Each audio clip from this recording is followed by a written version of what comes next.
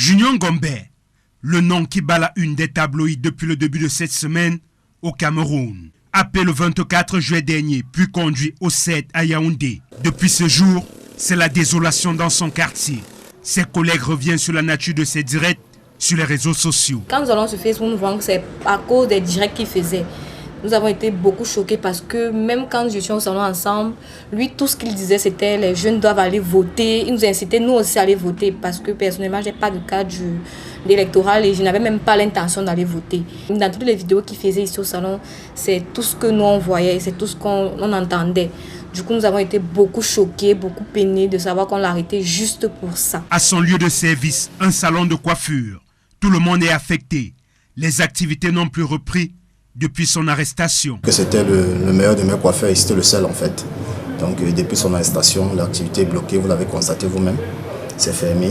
Nous sommes venus là tout à l'heure, tout déploré avec mes deux petites sœurs, cherchant à savoir comment faire, mais on n'a aucun recours. Comment est-ce que faire pour pouvoir avoir les nouvelles du Junior? À 23 ans, le jeune homme titulaire d'un baccalauréat D impacte significativement son entourage.